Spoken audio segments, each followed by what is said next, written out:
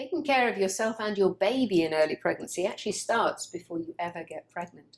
So, stopping smoking, getting down to your ideal weight, avoiding alcohol, taking vitamin D and folic acid supplements should all start before you start trying to get pregnant.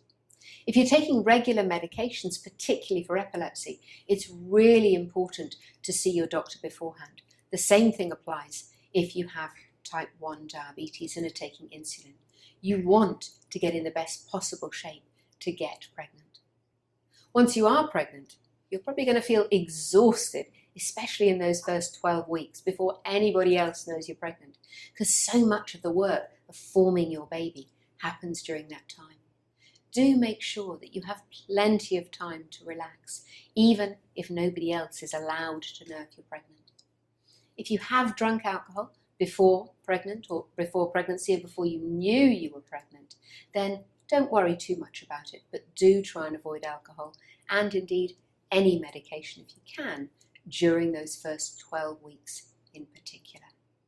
Exercise? Yes, you can exercise, but no bungee jumping, no trampolining, nothing too strenuous, especially in the first 12 weeks. Don't forget that your ligaments are starting to change in order to accommodate the baby.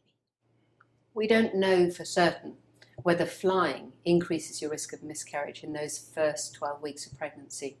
So it's up to you to decide if you want to take a trip. Don't forget, you're not eating for two. You don't need any extra calories during the early stages of pregnancy, but there are quite a lot of foods that you should be avoiding.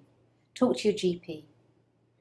And finally, please don't forget that if you get morning sickness, it really should pass. You may find that just eating small amounts regularly, just having what you feel like, and possibly some dry digestive biscuits or ginger,